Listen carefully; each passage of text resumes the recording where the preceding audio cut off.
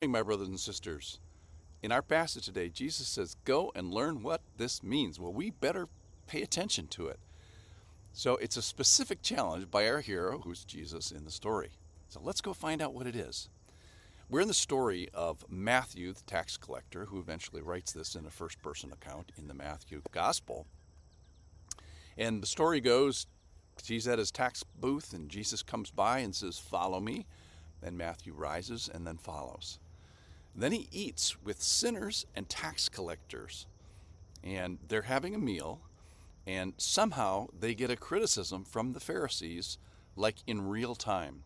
And the criticism doesn't go to Jesus, the criticism goes to the believers in the group, the disciples in the group.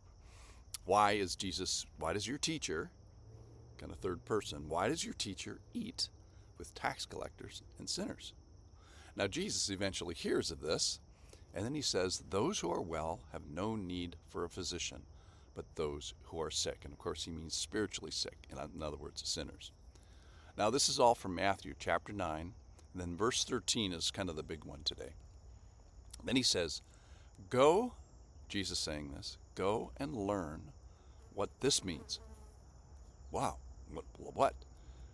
And he says, I desire mercy and not sacrifice, for I came to call sinners, not the righteous. So first, the Pharisees, the most learned people in the society. This would be like going to a college campus, like a faculty room, and then saying to these most learned people, go and learn. So it's challenging. It leaves a little call here. It's provoking or perhaps even condemning, depending on how acute the call is. So the greater the resistance to the teaching, perhaps the more reproving this is. Now, imagine a response like this. He says, yeah, I have things about Jesus here that I can take with me. I can take them and chew on them and think about them and consider them and maybe get them into the fabric of my life. And that's the kind of people he's looking for, so let's try to be, one of those people.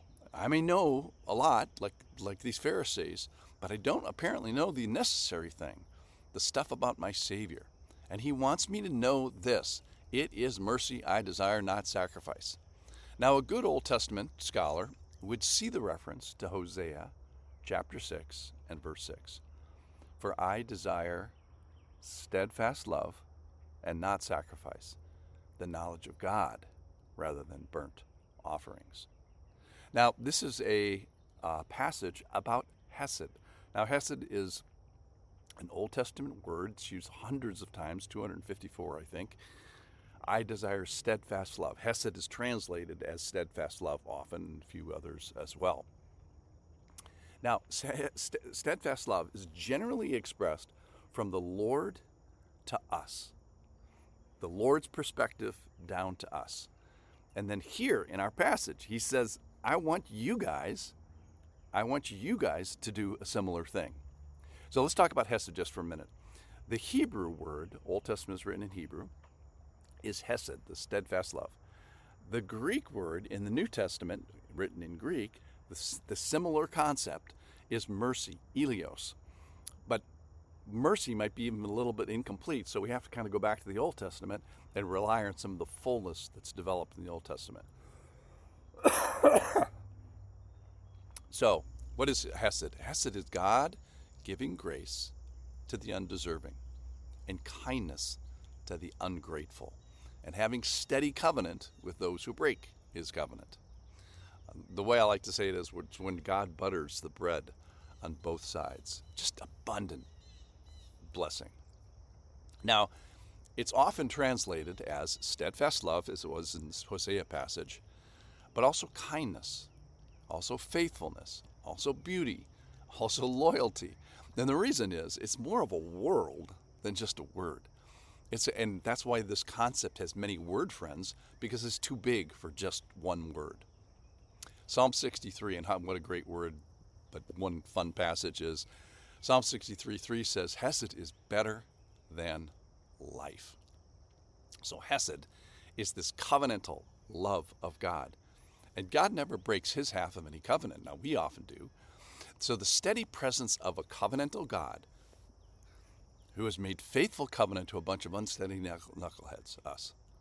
So hesed is when a person, capital P person, God person, from whom I have a right to expect nothing, gives me everything. And hesed combines this warmth of God's fellowship with the security of God's faithfulness.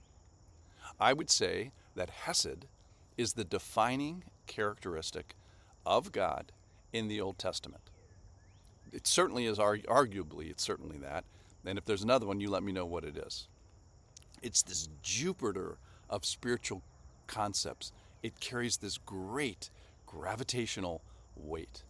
But here in our Matthew passage, the Lord is asking something very interesting. He says the Lord is asking that we be doing hesed amongst each other.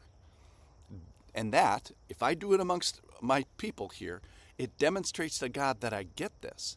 So I then extend unmerited grace to the undeserving. When I receive unmerited grace from the Lord and understand it and appreciate it, and I might extend it to people, God says, yep, there's a person that gets this. So I can be merciful to those who don't deserve it. I can be faithful to those who have been disobedient, to those who are shaky, to those who have broken either with their God or with me. So stay with me now. We're going to talk about this for one more day tomorrow. Come back tomorrow, because Jesus says just flat out, go and learn what this means. What is he talking about? He's talking about hesed. He's talking about his faithful and covenantal love that we receive from him, and that he is going to want us to share with our fellow mankind, our tax collectors and sinners. Thanks for listening.